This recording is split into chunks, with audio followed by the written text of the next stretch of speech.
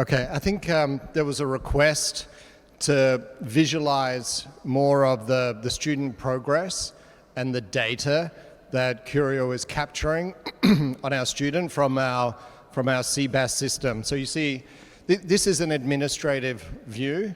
So this is just one element of the functionality. You can see some of the key functions here, and then I'll drill in to some students, and we can just have a look at some of the tracking of those students.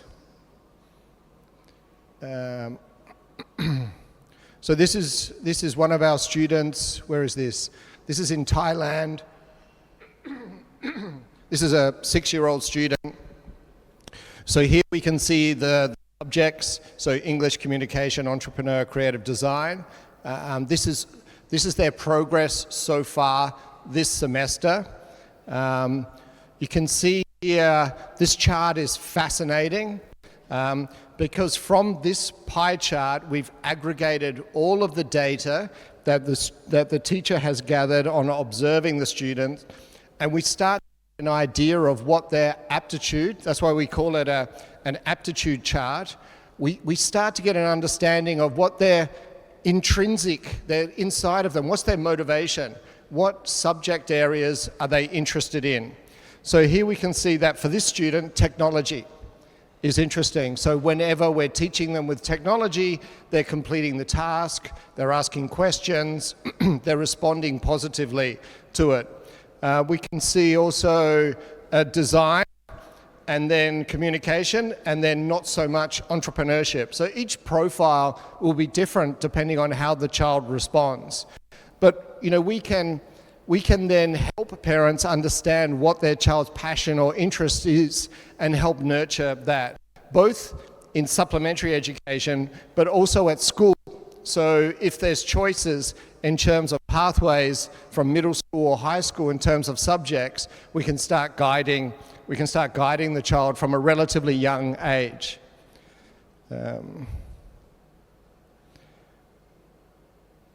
Okay, so then we can click on a particular subject. So we can click on technology, and we can see some of the child's behavior responses in the class.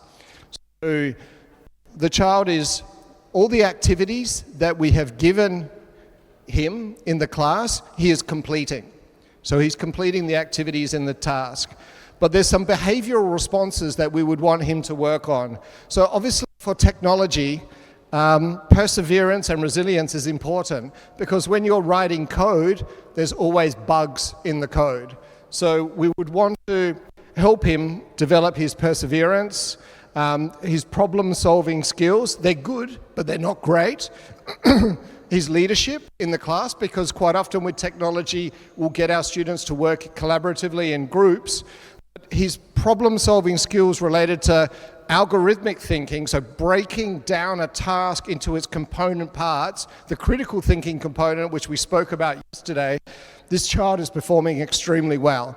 And the line here at the top is the average of all students at the same age taking the same level or class in his country. We can do this by studio, we can do it by district, we can do it by country, and we can do it globally to compare how students are tracking. So we can go through this for all the subject areas. So we can see here for design and creativity, actually he's completing the task, he's showing some perseverance, but when we're asking him to do some activities related to original thinking, so coming up with his own ideas in terms of design, he's not where he should be. So we need additional support there. And also initiative, so taking responsibility. He's passive and he's waiting for the teacher to give instruction. But again, critical thinking is coming out quite consistently. When he's challenged, he is able to break down the component parts. Now for us at Curioo, creative design is fascinating. So when we do design activities, the last thing we want is for every student to design exactly the same thing. That would be a failure in terms of the instruction by the teacher. So if it's designing an animation, or even if it's sketching or drawing, we want the kids to express their own ideas. So every drawing, every animation, every game that they make, it should be different. It should be based on their ideas. And actually, we don't really care about the perfection of what they're drawing or sketching or painting. It's the ideas and the thinking behind it that we're focusing on, which is a reflection of the behaviors here.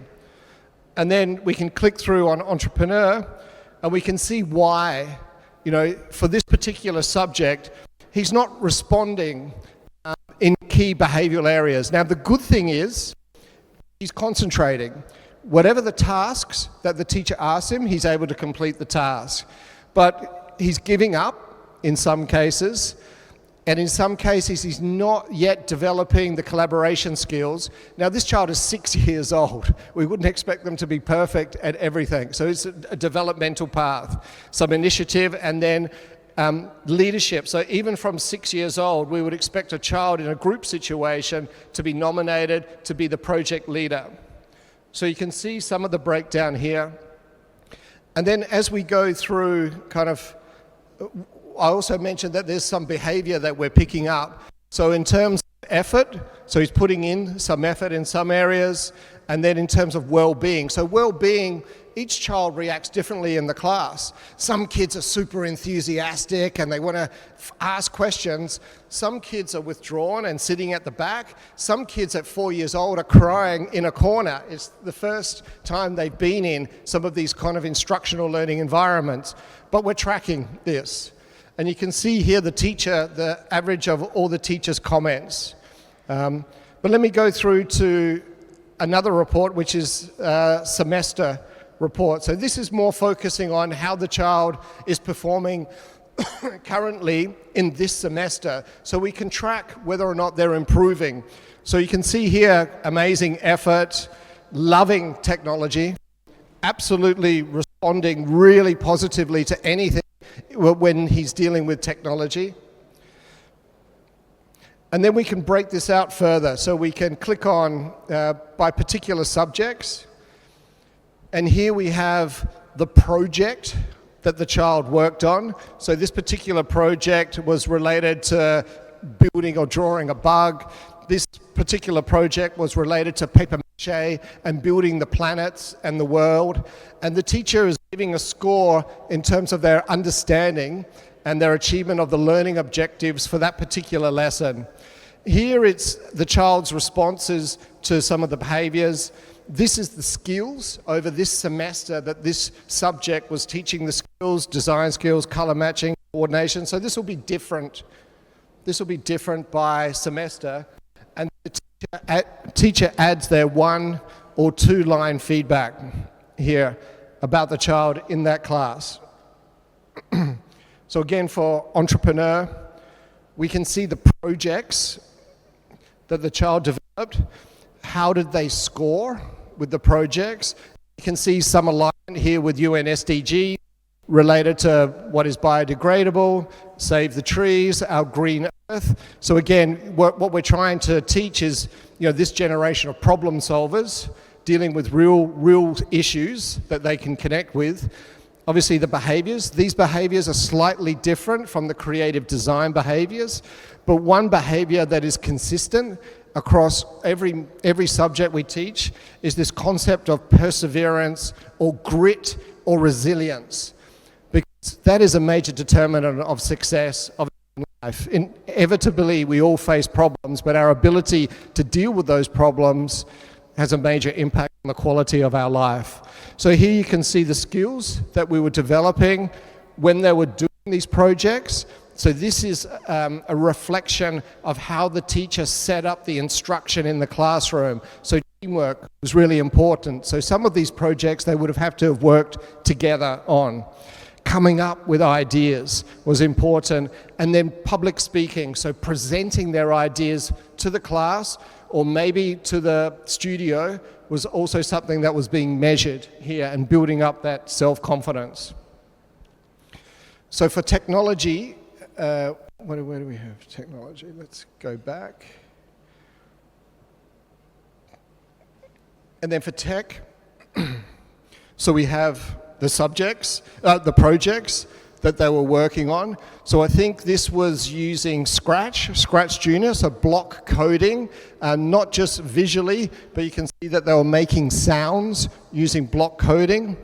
All About Me, I can't remember what the technology is they're using, but again, it's always this cross curriculum. So we're using some technology, but here they're talking about what their personal strengths are. So they would have to type that into the keyboard. And we can see how this child in orange responded to the behaviors that we were looking to develop in the class versus the average of all other students. So again, we're being quite consistent here in terms of this child's response to technology. There's the skills that we were focused on, so significant amount of Scratch and block coding, not so much teamwork, some design, some research, and then really important feedback by the teacher. So there's 8 students in a class, so we give the teacher some time at the end of the day or after a class for each student to type some feedback, which obviously parents, they want to know this. They don't just want to know this stuff. It doesn't tell the full story. Obviously, the narrative provided by a teacher after every class is important for parents to understand the progress of their child. Okay, we can go back. And so we have this broken down by semester, each of the semesters that the child studies. We have the aggregate of how they're going. We have a linear progression from the time that they start all the way through. Okay, let's have a look at we can have a look at another student. So that student was from Thailand. We can have a look at a student from Japan. So let's have a look at their progress. Okay, so here we can see, actually the aptitude chart of this student is very different than the other student. So this student here is really enjoying English, communication, and the skills related to that. So in the class, they're enjoying it. Technology and entrepreneur, not so much. And then the creative component, they're liking doing the creative component. This student is really not putting in a lot of effort into the class. And so, they're struggling a little bit in the class. And again, that's normal. I don't know how old this student is, but that could be quite normal. Yeah, okay, they're 4 years old. So each student is obviously going to respond differently related to, this could be the first time that they've ever been in an organized learning or education environment because they haven't started school yet. So each child response will be different, but obviously it's important that we have this and then we can provide support and feedback to parents and that teachers obviously have this. So I would say that, in the class, this child is still quite reserved. Yeah, they're still a little bit withdrawn in the class. They're not fully participating in the activities in the class. And again, that's very normal. I was in a classroom 2 weeks ago in Japan, and there were 6 kids there. 6 kids were super involved, and 1 kid really struggled to be separated from mum, and so was crying. And after about 20 minutes, she stopped crying. She fell asleep at the table for about 10 minutes, and then the last 60 minutes, last 40 minutes was super engaged in what was going on. These are kids, so we have to be patient. We have to be patient with them. So again, very, very detailed feedback here by the teacher. Obviously, this teacher is quite concerned about how the child is fitting in to this structured education environment. But this is so important because it's also helping the child prepare for school. Because at 4 years old, they haven't entered grade 1 yet. So next year they will. Obviously, by having these insights, it's very important for the parent because, part of our responsibility is prepare them for their success at school. So these teachers are spending a lot of time focusing on what was positive, what needs work, and then some positive reinforcement at the end. So it's kind of constructive feedback. Then we can have a look semester. Let's have a look at another semester. Okay, again, we can see the responses, and then we can see how they completed different activities. So here they're scoring, relatively low in the projects and the assessment of the projects. Not surprising for this particular child. You can see the red is how they're responding in terms of the behaviors that we want to see in the classroom, and then obviously the skills, and then what the teachers are focusing on. Again, we have, the breakdown. This is for entrepreneurship. It's good because you can see the type of projects and activities that we're doing in entrepreneurship. It's not about, for a 4-year-old, it's not about a business startup or new venture creation. We saw that from my initial presentation. So some components of entrepreneurship is character development, leadership. So here there's some elements of character development, understanding your feelings, understanding how you feel. And obviously, this kind of recognition is very important for this child in particular, who is building up their confidence and their interactions in these structured learning environments. And then you can, here's related to courtesy. So teaching manners to kids from a young age. So thank you for helping me, those kind of skills. And then again, extensive teacher comments. Let's have a last look, maybe tech. Okay, and again, there's some elements. So this is so with tech, we do use technology, but we also do non-technology activities as well. This is a relatively young child, so we're doing some STEM here for this child. This is about seeds and growing. There's some science elements around making bubbles, and then here, this is a technology activity. So out of the 3 exercises this semester that the child would have done on tech, 2 of them are not using technology, but we want them to understand some key elements. And then how the child is responding and the areas of learning that they're focusing on. So this gives you some feedback on the back end of our system.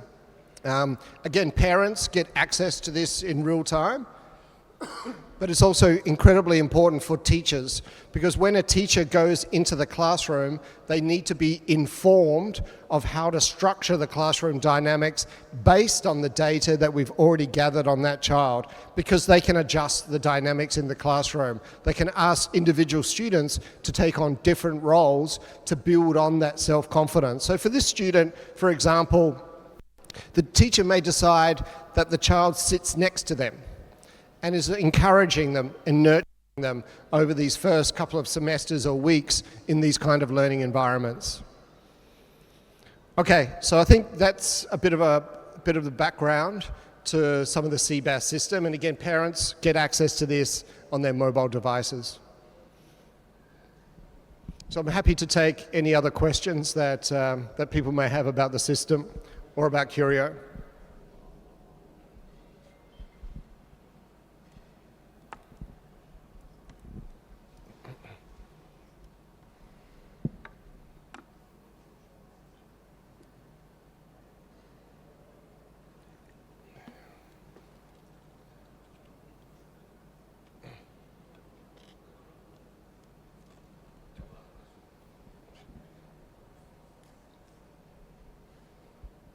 Do we have another?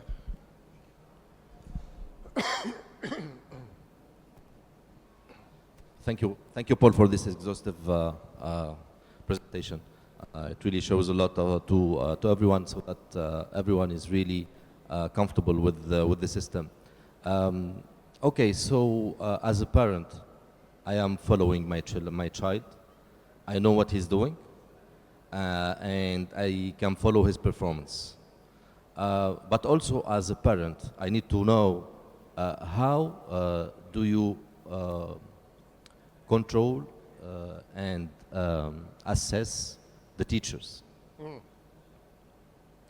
Yeah, yeah, not easy.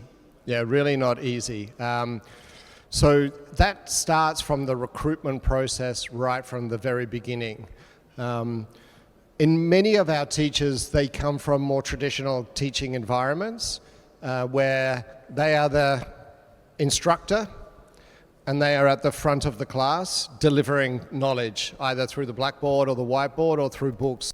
Obviously, that's not the role of a teacher at Curioo, but that role changes over time. Obviously, for young kids, there's more instruction. For older kids, there's less instruction. So we need to make sure that during the recruitment process that there's a particular mindset, maybe that the teacher has. They may not be familiar with all of the instructional methodologies we use, but they must have a particular personality. Yep. So personality, experience, some experience in early learning so that they understand how to manage kids, because the kids, even though there's only 8, they're all different in the classroom. Again, we've seen some kids hide under the table. Some kids want to run out. Some kids are just there listening to everything that the teacher says. So that classroom management is really important. So then we provide ongoing training to the teachers. So in each learning studio, there'll be a principal. That principal is very experienced. So most of them have been preschool principals, or they have come from relatively senior positions in the education system. They left because they wanted something different or they were frustrated. So most of them have a bachelor's degree of education or even a master's degree of education. So they're familiar with the methodologies. So it's their job on a day-to-day basis to ensure the quality of what's being delivered in the classroom. So they'll provide ongoing training, and then we, as Curioo Limited, we train those principals every month. So they attend, so we'll have 50, I mean, as our network grows, we'll break that up by region, but we'll have 50 who will join, and they will share best practices. We'll talk about maybe some difficulties that they have related to a particular activity or lesson. But the idea is to train the trainer, and then they will then go on and train their teams. So recruitment and being really rigorous with ongoing training. The good thing about this data system is that we can compare teacher responses, because we need to remove the subjectivity related to, I think that was excellent teamwork. You think that was not so good teamwork. So we can see teachers the consistency of their scores in the administrative function, and we can start to compare. So if we see that a teacher is grading students lower or higher in particular areas or particular subjects, then the principal can then step into the class and observe the teacher and give feedback. Because that subjectivity is crucial for, removing that subjectivity is crucial for this kind of the efficacy of the reporting. Yeah, so I think, as a summary, standardized training, making sure there's recruitment, ongoing support, and then using technology where possible to see whether there's variances in teacher responses.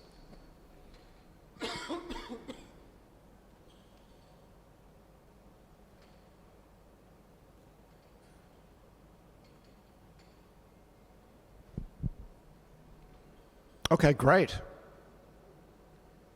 All right, thank you. We can move on. Thank you.